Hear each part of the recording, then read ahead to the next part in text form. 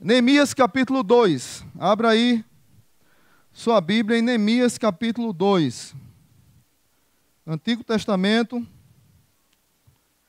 Todo mundo conhece esse texto já. Construindo sonhos. É o tema que queremos abordar nessa noite. Diz assim a palavra de Deus. No mês de Nisan, no 20º ano do rei Artaxerxes, na hora de servir o vinho, levei-o ao rei. Nunca antes eu tinha estado triste na presença dele. Por isso o rei me perguntou: por que o seu rosto parece tão triste se você não está doente? Essa tristeza só pode ser do coração. Com muito medo, eu disse ao rei: que o rei viva para sempre. Isso aqui é uma expressão de fidelidade ao rei e de respeito ao rei. E aí Neemias continua: como não estaria triste o meu rosto se a cidade em que estão sepultados os meus pais está em ruínas e as suas portas foram destruídas pelo fogo? O rei me disse: o que você gostaria de pedir? Então orei ao Deus dos céus e respondi ao rei: se for do agrado do rei e se o seu servo puder contar com a sua benevolência, que ele me deixe ir à cidade onde meus pais estão enterrados, em Judá, para que eu possa reconstruí-la. Então o rei, estando presente, a rainha, sentada ao seu lado, perguntou-me: quanto tempo levará a viagem? Quando você voltará? Marquei um prazo com o rei, e ele concordou que eu fosse. A seguir, acrescentei: se for do agrado do rei, eu poderia levar as cartas do rei aos governadores do Trans-Eufrates, para que me deixem passar até chegar a Judá. E também uma carta para Asaf, guarda da floresta do rei, para que ele me forneça madeira para as portas da cidadela que fica junto ao templo, para os muros da cidade e para a residência que irei ocupar. Visto que a bondosa mão de Deus estava sobre mim, o rei atendeu os meus pedidos. Com isso, fui aos governadores do Trans-Eufrates e lhes entreguei as cartas do rei. Acompanhou-me uma escolta de oficiais do exército e de cavaleiros que o rei enviou. Sambalate, o Horonita, e Tobias, o oficial amonita, ficaram muito irritados quando viram que havia gente interessada no bem-estar dos israelitas. Santo Deus, que nós saiamos daqui nessa noite desafiados a construir sonhos. Muitas vezes ficamos esperando tudo pronto e não queremos arregaçar as mangas para construir histórias belas diante do Senhor. Que nessa noite a igreja saia desafiada a entender que é possível fazermos a nossa parte e crer no poder de Deus que fará parte dele. No nome de Jesus, amém. O contexto aqui é complicado, queridos. O povo de Israel estava passando por destruição, desolação, vergonha, desonra, miséria, humilhação. A sociedade externa ao povo judeu os humilhavam demais, zombavam deles. Já fazia 120 anos que os muros de Israel tinham sido derrubados.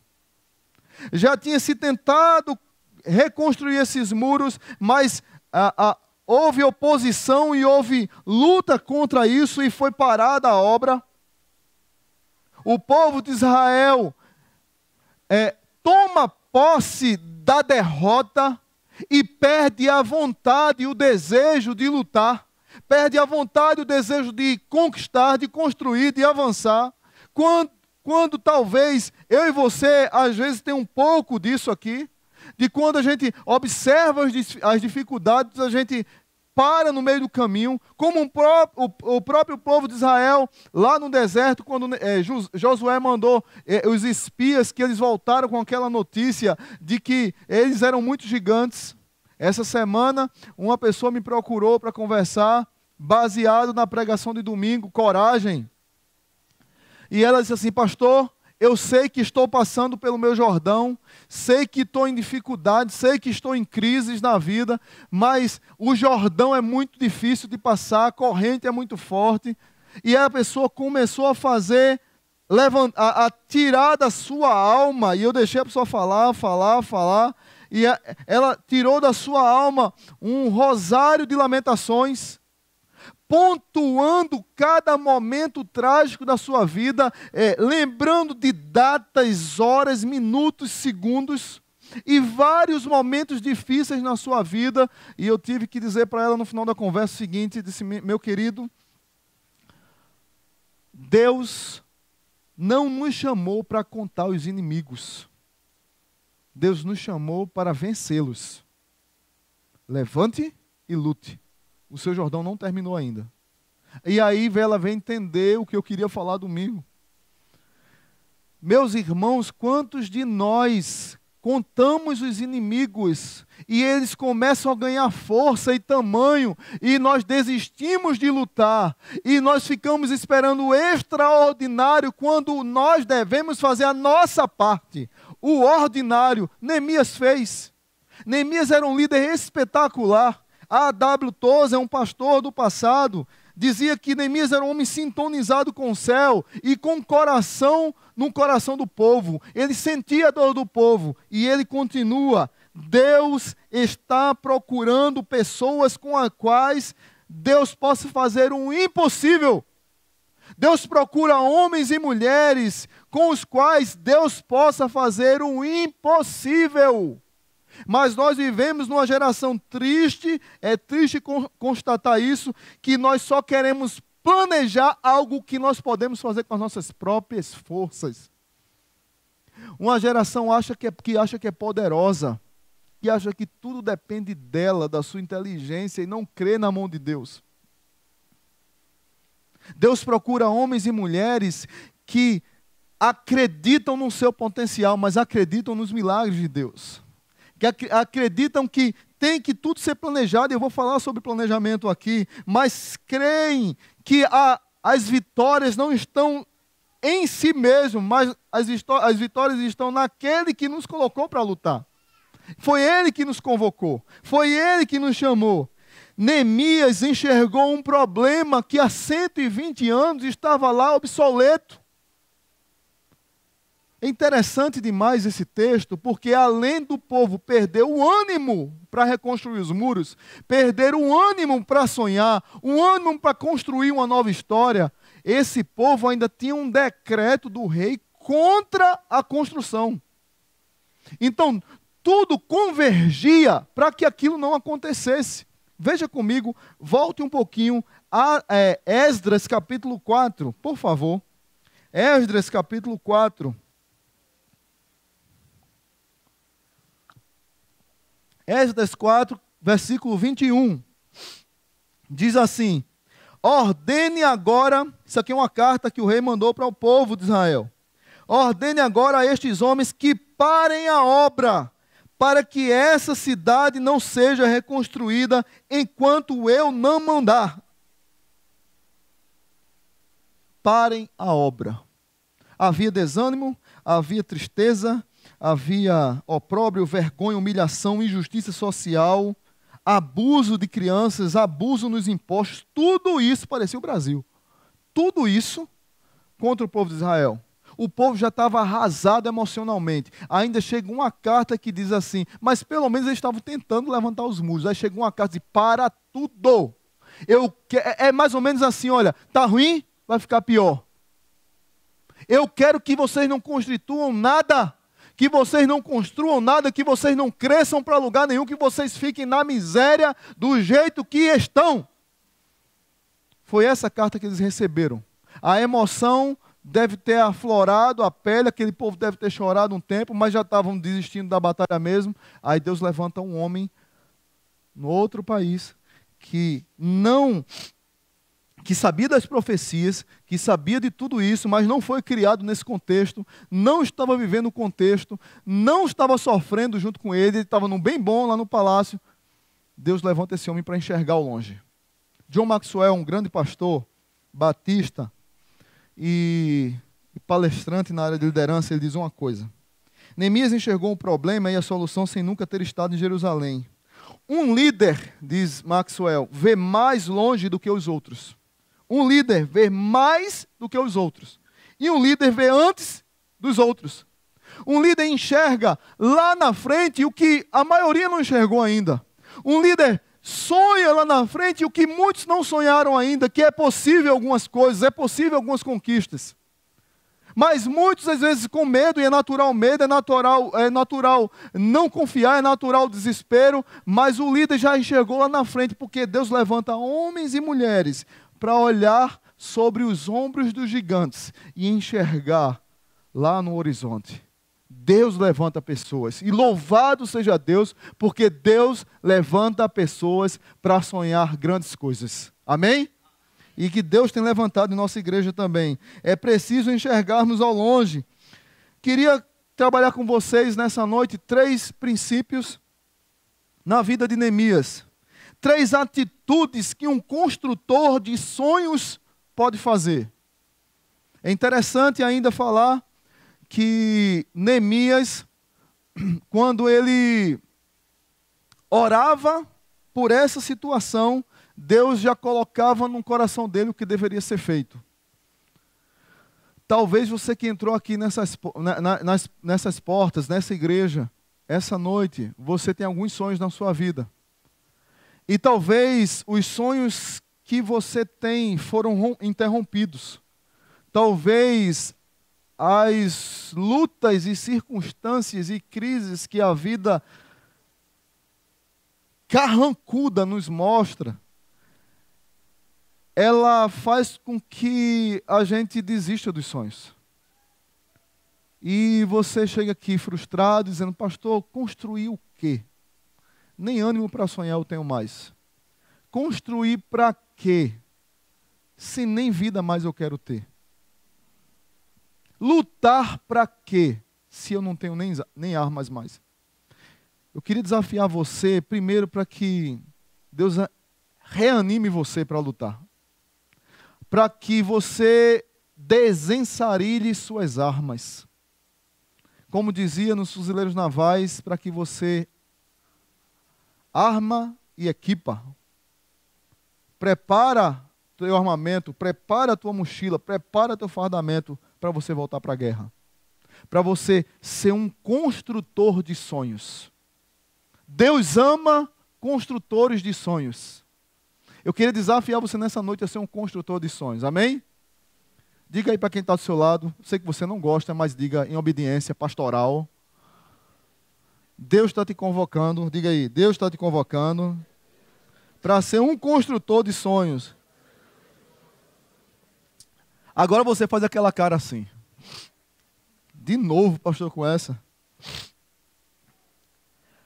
3 características que tem um construtor de sonho. Primeiro, um construtor de sonhos, ele precisa fazer perguntas. Neemias fazia perguntas. Veja comigo no capítulo 1 de Neemias, verso 2. Capítulo 1, verso 2. Fique com a sua Bíblia aberta. Hanani, um dos meus irmãos, veio de Judá com alguns outros homens, e eu lhes perguntei acerca dos judeus que restaram sobreviventes do cativeiro, e também sobre Jerusalém. Hanani, um dos meus irmãos, veio com alguns outros homens, e eu lhes perguntei. Agora veja comigo o capítulo 2, versículo 3. Capítulo 2, versículo 3. Eu disse ao rei, que o rei viva para sempre. O rei fez uma pergunta a Neemias, e Neemias foi muito inteligente e respondeu a pergunta do rei com outra pergunta. Um homem que fazia perguntas. Como não estaria triste o meu rosto se a cidade em que estão sepultados os meus pais está em ruínas e as suas portas foram destruídas pelo fogo? Como, rei? Se você é um construtor de sonhos, você faz perguntas. Neemias era um homem que fazia as perguntas. E olhando aqui para o contexto, entre o capítulo 1 que nós lemos, a primeira pergunta e a segunda, tem uma história linda. Neemias pergunta ao seu irmão, como é que está Jerusalém, como é que estão os sobreviventes do cativeiro, e o irmão dele disse, cara, está tudo arrebentado. os muros estão derrubados, as ruínas estão lá em Jerusalém, os nossos pais, os nossos antepassados, tudo destruído. O local que nós amamos, está arrasado. Diz a Bíblia que Neemias escuta essa palavra do seu irmão. A palavra de Deus diz que Neemias chora. Chega compaixão no coração de Neemias. Ele chora pelo povo e diz a Bíblia que Neemias começa a orar. Só que tem um detalhe, Neemias passa 4 meses orando. E ele ora, e ele jejua, e ele se entrega, e ele diz: Senhor, perdoa o nosso povo, nossos antepassados nos ensinaram desse jeito, Moisés nos ensinou desse jeito, mas o nosso povo pecou, errou, e a mão do Senhor pesou sobre o povo. Nos perdoa, Senhor, nos constrange, atende nossa oração, age sobre nós, Senhor.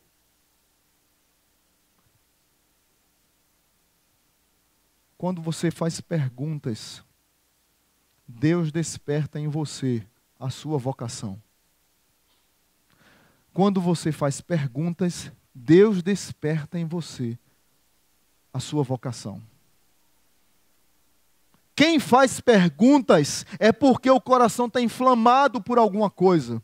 Quem faz perguntas é porque quer fazer alguma coisa, quer ajudar, quer dar o primeiro passo, quer abençoar. Mas nós vivemos uma geração que não gosta de fazer perguntas e quando faz as perguntas, faz de maneira sem querer fazer nada. Exemplo: tudo bem, meu irmão? Como é que você está? Aí o outro responde como? Beleza, tudo bem, ok. Um mentiroso gospel falando com outro mentiroso gospel. Porque quem perguntou não quer fazer nada. E quem respondeu sabe que ele não quer fazer nada e diz que está tudo bem. É assim ou não é? Aí eu estou ali na porta, eu digo assim, eu gosto de olhar no olho. Eu não gosto de fugir o olho não. Então, como é que está, meu irmão? Está tudo bem com a sua vida? Está tudo bem. Aí tem uns irmãos que dizem assim: pastor, de novo com essas perguntas, pastor, o senhor sabe que eu não consigo? Tem pessoas que se derramam e abrem o coração e a gente tenta ajudar. E tem pessoas que estão firmes lá. A vida destruída, você quer direcionar, quer ajudar, quer fazer alguma coisa, mas a pessoa está lá firme, como uma estátua, como uma rocha, como se estivesse tudo bem sem estar tudo bem. Mas nós vivemos numa geração que as pessoas estão preocupadas com o próprio umbigo e que não desperta vocações. Por que não faz perguntas? Porque não são sinceras? Ou porque quando as fazem, não faz com interesse de ajudar ou interesse de intervir na causa? De poder fazer algo, de se colocar diante de Deus para abençoar. Eu quero dizer para você que está aqui nessa noite, que as circunstâncias ao nosso redor são trombetas de Deus para despertar em você uma vocação. Para despertar na igreja de Deus algo que a igreja pode fazer. Para despertar no meio do povo de Deus o que é que eu posso fazer para arregaçar as mangas, para ver esse povo glorificando a Deus, para ver o nome de Deus sendo proclamado, para que a minha vida tenha sentido.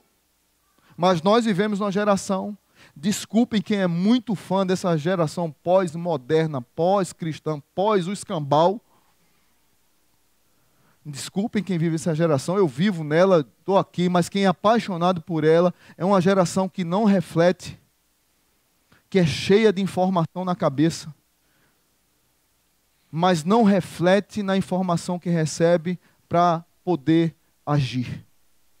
Alguém já disse que é uma geração que tem 1 quilômetro de informação na mente com 0,01 milímetro de profundidade. Muita informação, mas nenhuma ação. Porque não gera vocação, não desperta a vocação. Um construtor de sonhos, ele tem que ter coragem. Ele tem que ter coragem para fazer perguntas. E quando o coração dele, as mãos dele, a mente dele, os pés deles foram aquecidos por Deus, forem cheios de chamas de fogo de Deus para aquecer a sua alma, você arregaça as mangas e faz algo. Eu não sei em que área da sua vida Deus precisa inflamar o seu coração. Mas que você precisa fazer pergunta, eu não tenho dúvida. Se você quer construir sonhos, faça perguntas. Disse aqui para os irmãos que a gente precisa agir de maneira correta em muitas áreas. E muitas vezes nós temos falhado em ter coragem de fazer perguntas, e nessa falha tem nos levado a fazer reflexões erradas e gastar tempo com coisas erradas e investir tempo em coisas que não nos levam a lugar nenhum. Porque nós estamos preocupados apenas com o nosso bem-estar, com o nosso umbigo. É como aquela música das antigas que dizia assim: eu me amo, não posso mais viver sem mim. Conhece essa música aí? Quem conhece? Essa música aí? Ah, os boys conhecem, os velhos não conhecem não? Duvido. Só quem levantou foi mais novos, como é que pode? É quem essa música, eu não lembro? O Traje a Rigor. É uma geração que eu já disse aqui, vou dizer de novo, que olha no espelho e canta que música? Não, a outra música. Eu me amo é uma. Eu me amo é quando o cara vai dormir. Eu me amo, mas sem vergonha. Há uma lapada gospel para ele se orientar. O cara se olha no espelho e ele canta assim, ó: grandioso és tu, grandioso és tu. Ele canta essa música olhando para o espelho. É uma geração que quer ser o tempo todo exaltada, glorificada, honrada, mas não faz perguntas para ajudar pessoas que precisam de ajuda. Para restaurar casamentos, para cuidar de filhos, para restaurar maridos, restaurar mulheres, restaurar amigos. Não faz pergunta porque só pensa no próprio umbigo. Neemias era um homem corajoso, que poderia estar ficando num bem bom. Está tudo bem, o cara foi criado longe de Israel. Neemias é um cara genial. Ele vai orar, ele se inclui como um pecador. Nem lá ele estava. Eu não estava aí não. Quando, olha, vocês bagunçaram aí, Deus desceu a cacetada. Eu não estava aí não. Neemias diz: não, nós pecamos contra o Senhor. Nós erramos. E ele estava lá no palácio, comida, roupa lavada, amigo do rei, amigo da rainha, que daqui a pouco eu vou falar, o bicho foi muito esperto. Segunda lição. Então, primeira, um construtor de sonhos faz perguntas. Segundo, o construtor de sonhos precisa agir corretamente diante de Deus. Um construtor de sonhos, ele age diante de Deus. Veja o versículo 4 e versículo 8. Versículo 4 diz assim do capítulo 2. O rei me disse: o que você gostaria de pedir?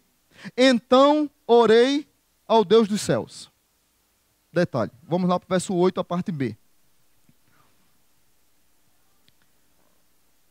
Visto que a bondosa mão de Deus estava sobre mim, o rei atendeu os meus pedidos. Neemias agia corretamente diante de Deus. Detalhe, queridos irmãos, nós não oramos muito. Nós desprezamos intimidade com Deus através da oração. Todo o livro de Neemias é um livro que tem várias orações. E quase que todas as orações no livro de Neemias, excetuando algumas, são orações curtas, chamadas pelos estudiosos de orações flechas. Enquanto o rei me perguntou, orei ao Senhor. Não deu tempo dele se ajoelhar, dele dobrar, dele fazer assim. Ele orou: o que é que eu vou dizer? O rei perguntou, chegou a oportunidade, o que é que eu vou fazer? O cara estava conectado com Deus. Orei ao Senhor, Deus abriu minha mente. Mas ele já vinha numa campanha de 4 meses de jejum e oração, que quando o rei fez a pergunta, ele sabia o que fazer. E ele tinha convicção de que as vitórias que Deus o chamou para dar eram de Deus e não dele. Porque a boa mão do Senhor estava sobre mim. Quantos de nós perdemos a convicção de que a boa mão do Senhor está sobre nós? De que a gente põe a mão no arado e diz assim: cara, eu vou enfrentar essa batalha aqui porque foi Deus que mandou. Nós perdemos essa convicção, gente. Porque muitas das coisas que nós fazemos são coisas que nascem na nossa mente, que nascem na nossa angústia. Como diz Filipenses, rumores de outro mundo, rumores da nossa alma que nós confundimos com a palavra de Deus na nossa vida, rumores da nossa alma que nós confundimos com o chamado de Deus, a vocação de Deus para a nossa vida. Por isso que nós não temos coragem de dizer: a boa mão do Senhor estava sobre mim, então eu vou avançar nesse projeto, eu vou lutar pelo meu casamento, eu vou lutar pelo meu filho, eu vou lutar pela minha filha, eu vou lutar pelo meu esposo, eu vou lutar pelo meu marido, eu vou lutar pelo meu patrão, pela pessoa que está doente, que precisa orar, pelo meu familiar. Eu vou lutar a causa de Deus, porque a boa mão do Senhor está sobre mim. Nós perdemos essa paixão por lutar, nós perdemos essa paixão por agir corretamente e dar honra a quem tem honra. Neemias sabia que quem despertou a vocação no coração dele foi Deus. Não foi sua paixão desenfreada, não foi seu desejo de aparecer, não foi o seu desespero por holofotes. Quem despertou Neemias foi o Espírito Santo de Deus. E ele sabia disso. Muitos de nós glorificamos a nós mesmos. A luta que Deus chamou você e eu para vencer é uma luta dele, para a glória dele, para a honra dele. Haja corretamente diante de Deus. Você é um construtor de sonho? Haja corretamente diante de Deus. Terceiro, um construtor de sonho age corretamente diante dos homens. Do verso 1 ao verso 9, a gente vê praticamente um diálogo entre Neemias e o rei. Neemias compreende que o fardo do povo está sobre seus ombros. Ele não esconde seus sentimentos. Ele sente vergonha do que o povo está passando, mas ele está pronto a sacrificar sua estabilidade financeira, seu status, seu conforto, suas conquistas, suas prosperidades, para reconstruir a cidade dos seus pais. Ele age corretamente diante dos homens. Quantos de nós desistimos de lutar e construir sonhos de Deus para a nossa vida, porque nós não queremos sair da zona de conforto e não queremos aproveitar as oportunidades que Deus nos dá diante dos homens? E aí eu queria abordar com vocês algo interessante. Neemias, quando fala com o rei, ele fala com muita ousadia. Primeiro, que esse rei foi o mesmo rei que assinou o decreto que a gente leu há pouco tempo em Esdras, para que parasse a obra. Neemias é um estrategista nato. Aqui, os irmãos da administração, da área gerencial, você quer estudar sobre planejamento estratégico, a Bíblia não usa o nome planejamento estratégico, como disse o nosso professor Leandro, mas Neemias é um livro sobre planejamento estratégico. Neemias passou 4 meses chorando, orando e planejando. Quando ele teve uma oportunidade, ele disse: agora, porque ele estava conectado com Deus. Que tem, Neemias, essa dor que tu tá, esse sofrimento teu, isso não é doença. Está triste diante do rei, ele corria riscos, porque está triste diante do rei, poderia estar tramando alguma coisa. Poderia estar se negando a tomar o vinho antes do rei. Que ele era o copeiro, ele fazia esse serviço. O rei poderia desconfiar de Neemias, mas ele orou a Deus e ele disse: olha, a terra dos meus antepassados. Ele usou uma expressão de honra que na cultura se exaltava os antepassados. Neemias olha para trás e honra os mais velhos. E ele diz assim, ele não diz: olha, em Jerusalém, ele diz os meus antepassados. Ele chega no coração do rei. Mas ele foi muito esperto. Do lado do rei, quem estava? A rainha Maria Bonita. Ele foi muito sabido. Veja comigo aqui. Verso 6, por favor. Então o rei, estando presente, a rainha, sentada ao seu lado, perguntou-me: quanto tempo levará a viagem? Quando você voltará? Gente, olha, Neemias era espetacular. Eu fico tentando imaginar essa cena e ele vê a rainha lá. A rainha não ia para todas as festas que o rei fazia. Eu fico tentando imaginar a cena, a rainha assim, dando um cutucão. Olha, Neemias está triste, está acontecendo alguma coisa. faça alguma coisa, o rei, o cara é gente boa. Ele nos ajuda aqui, ele toma o vinho antes de você, para saber se tem veneno ou não. O cara é gente boa. Vamos, aí Neemias triste lá. Aí, puf, cotovelada. Agora não obedeça não, a rainha não, para ver? Maria bonita e Lampião às avessas. Ele escuta a rainha. Ele diz, Neemias, o que é que você tem? Neemias tira do seu bolso o planejamento estratégico. Veja comigo se não é. Ele diz tudo o que ele precisa. Ele diz assim, verso 7.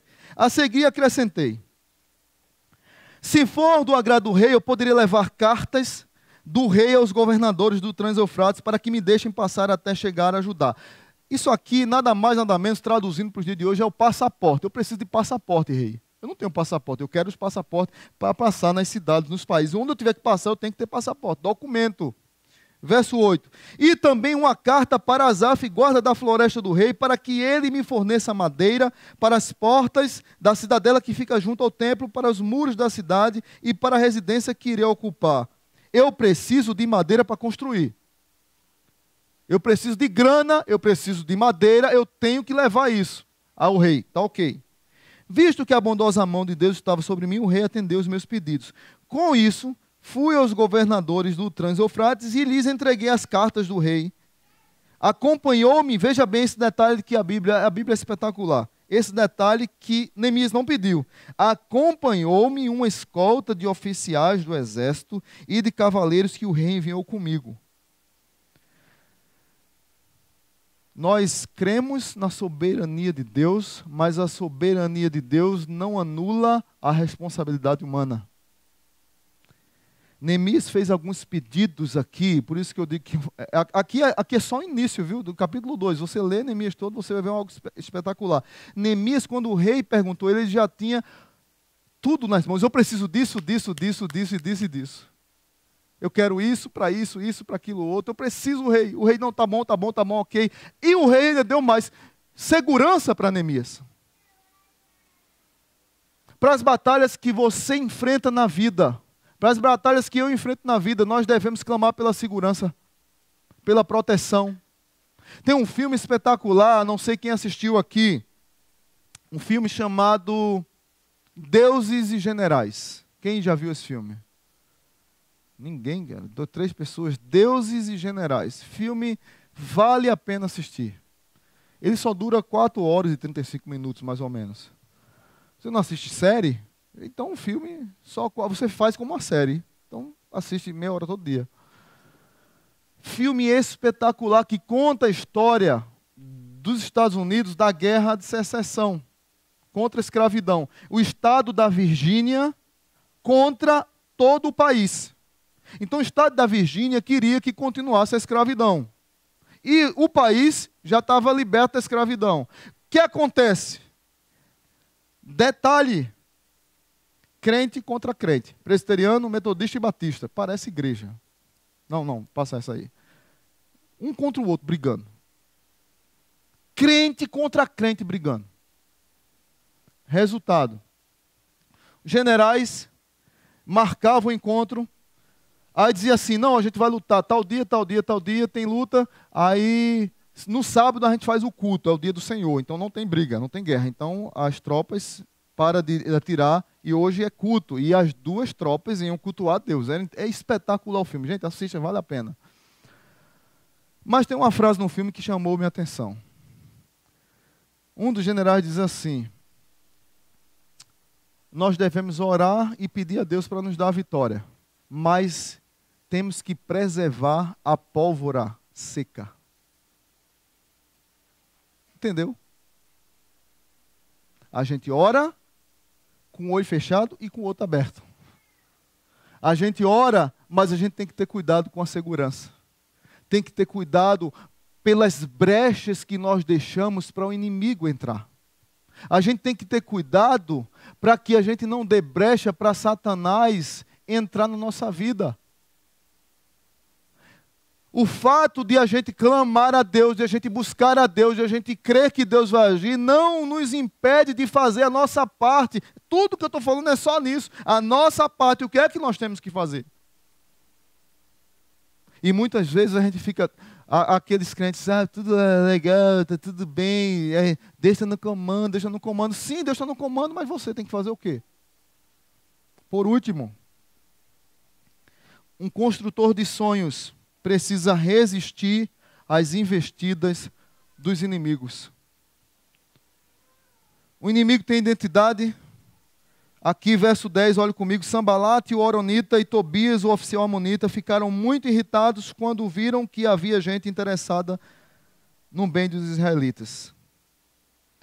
O inimigo aqui tem identidade. O inimigo tinha uma atitude.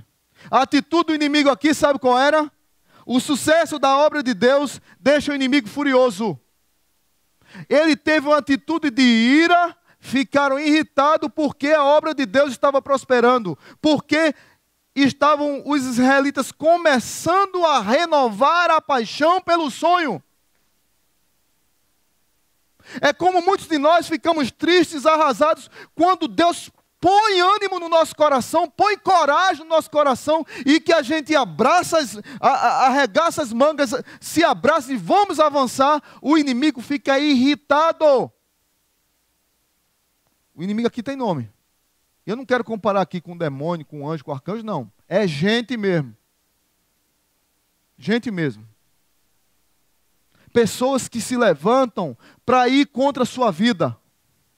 Pessoas que se levantam para ir contra os sonhos de Deus na tua vida.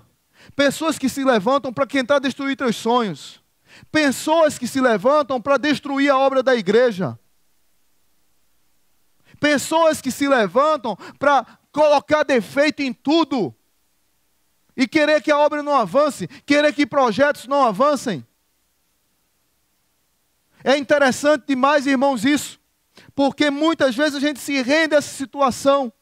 Quando a gente está bem com Deus, quando o negócio está andando, aparece gente para derrotar e destruir tudo. Aqui está 2 homens. E qual era a motivação deles? Eles estavam furiosos porque Neemias se levantou para procurar o bem dos filhos de Deus. Se levantou um homem para ver Israel renascer das cinzas, para ver famílias serem reconstruídas, para ver filhos clamando a Deus, pais abraçando os filhos, para ver família louvando a Deus. E o inimigo não gosta disso. Deixa eu dizer uma coisa para você que está aqui nessa noite. Se sua vida não incomoda o inferno, ela não faz falta no céu. Se a sua vida não incomoda o inferno, ela não faz falta no céu. A igreja de Jesus, ela tem que incomodar o inferno. O crente santo, verdadeiro, que busca a Deus, que erra, que peca, que levanta, é assim a nossa vida, mas ele tem que incomodar o inferno. Porque é por essas portas aí que vão entrar pessoas arrebentadas, com casamentos quebrados, com filhos quebrados, maridos quebrados, mulheres quebradas. Eu tenho dito aqui para a igreja, tem uma desgraça na sociedade de hoje, que é a promiscuidade sexual. Mas tem gente chegando na igreja e Deus restaurando. Deus tem restaurado nessa igreja casamentos. Deus tem restaurado nessa igreja pessoas viciadas. Deus tem restaurado nessa igreja filhos desobedientes. Deus tem restaurado na igreja pais inconsequentes. Deus tem restaurado aqui pessoas com trejeitos homossexuais. Deus tem restaurado aqui pessoas que a única coisa que sabe fazer é falar da vida dos outros. Aí tem um pastor que mete o pau nos fofoqueiros, a pessoa está se ajeitando. Graças a Deus. Aleluia, Senhor. Corta essa língua, pelo amor de Deus. Ou bota a pimenta do Pará, ou de lá de Goiás, que a pimenta lá é boa. Vai esse fofoqueiro, cala a boca. Deus tem restaurado vidas aqui dentro, gente. E o diabo não está satisfeito. Pior de tudo, o diabo levanta pessoas dentro da igreja para tentar destruir a obra. Gente que não é feliz com gente restaurada. Ontem nós tivemos aqui um culto lindo demais, maravilhoso demais. E vocês viram aí o vídeo, o Elber falando uma coisa sobre unidade. Quando a igreja está unida, foi como uma flecha o que Elber falou no meu coração. Quando a igreja está unida, nós experimentamos um pouco do que vamos experimentar no céu. Gente que não é unido com a obra da igreja, gente que só sabe arrumar defeito na obra da igreja, gente que não quer construir os sonhos junto com a igreja. Temos e devemos considerar, assim como Neemias considerou, como inimigos. E você que é convocado hoje à noite para ser um construtor de sonho, o meu desafio para você é: resista os inimigos. Resista aos inimigos. Resista os inimigos. Eles vão chegar. Eles vão chegar. Você tem que estar muito firme para resistir os inimigos. Tem que estar muito firme para resistir os inimigos. Por último, quero citar uma frase aqui de um grande dramaturgo chamado George Bernard Shaw. Não há progresso sem mudança. E quem não consegue mudar a própria mente, acaba não mudando coisa alguma. Para você sonhar, você tem que mudar algumas coisas. Para você sonhar, você tem que refazer sua agenda. Para você sonhar, você tem que pôr na caneta seus gastos financeiros, você tem que pôr na agenda o gasto do seu tempo, você tem que pôr na sua agenda os seus planejamentos. Para você sonhar, você tem que mudar muita coisa. Não existe progresso, não existe construção de sonhos, não existe crescimento, não existe família saudável, não existe igreja saudável, não existe avanço, não existe nada se não houver mudança. E quem não consegue mudar sua própria mente, acaba não mudando coisa alguma. O que é que você precisa mudar hoje para você começar a ser um construtor de sonhos? No seu casamento, na sua casa, na sua família. Tenho conversado com pessoas aqui que querem mudar nas finanças, mas não sabe nem quanto ganha, nem quanto recebe. E não sabe nem quanto gasta.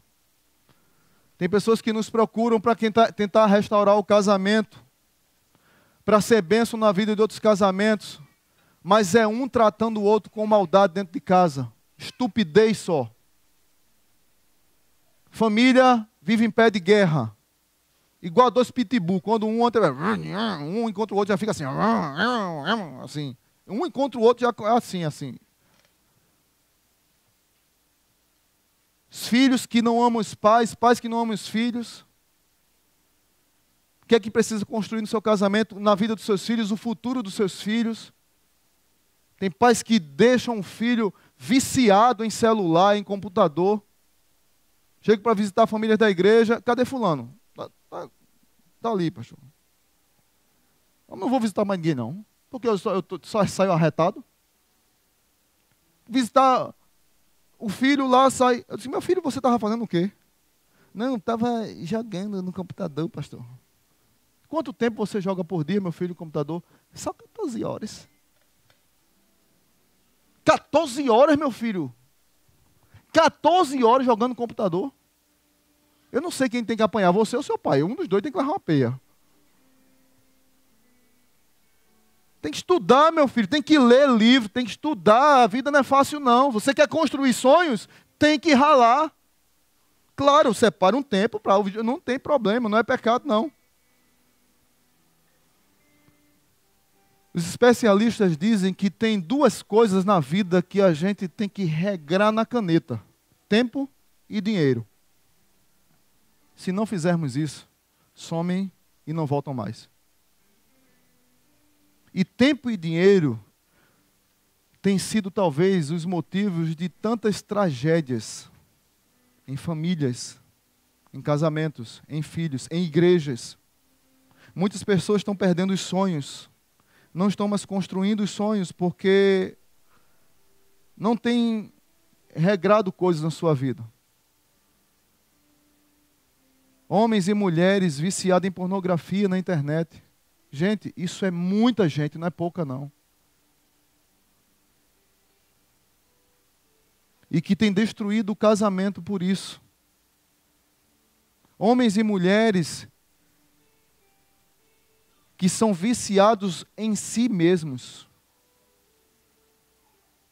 e abdicam do outro que jurou amor a vida toda.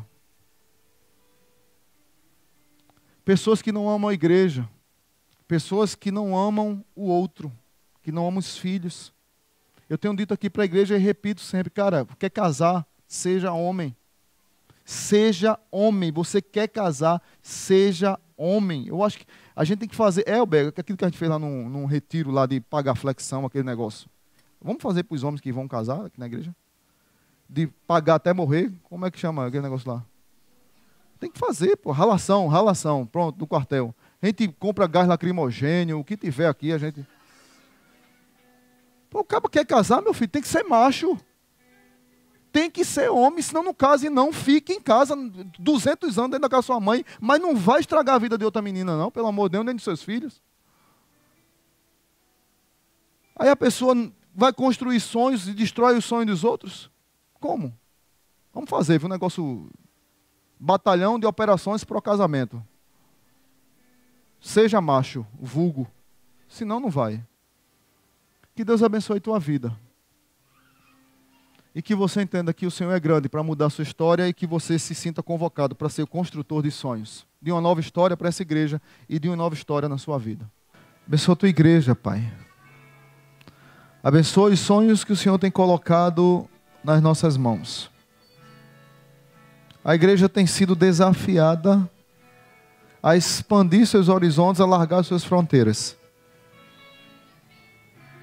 Mas antes de qualquer alargamento de fronteira, ó Pai, antes de olhar lá na frente para os horizontes, eu creio que nós precisamos renovar algo em nossas próprias vidas, que é o ânimo para tentar reconstruir uma nova história na nossa própria vida. O povo de Israel passou 120 anos para que uma pessoa fosse levantada para ir lá construir os muros em 52 dias. Uma coisa que durou 120 anos destruída.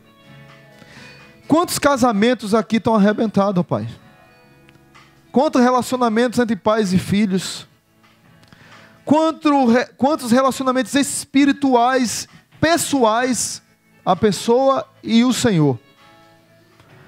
E precisa renovar essa paixão pelo Senhor, precisa renovar essa paixão pela palavra, precisa renovar essa paixão no casamento, essa paixão pelos filhos, precisa renovar tudo isso, para que a pessoa possa ser um construtor de sonhos, assim como Neemias. Reconstruir intimidade com o Senhor, para poder fazer as perguntas certas, para poder derramar a lágrima correta, para poder agir da maneira correta diante de Deus e dos homens, e para poder ter forças para resistir os dias maus e resistir os inimigos da obra de Deus, os inimigos dos sonhos de Deus. Nós não conseguiríamos e nem conseguiremos resistir os sonhos, resistir os inimigos, se não estivermos conectados com o Senhor. Nos ajuda como igreja a buscar a Tua face, a nos quebrantar diante do Senhor, nos humilhar diante do Senhor e crescer na graça e no conhecimento do Senhor. Abençoa a Tua igreja, Pai. Abençoa esse povo amado. Esse povo é Teu. O Senhor deu Seu Filho por esse povo. E que eles se sintam abraçados pelo Senhor. E que eles possam corajosamente se abraçar com o Senhor e avançar para os sonhos. Como construtores de sonhos. Que o amor de Deus o Pai, que a soberana graça de Jesus e a comunhão do Santo Espírito nos acompanhe. Porque grande é o Senhor.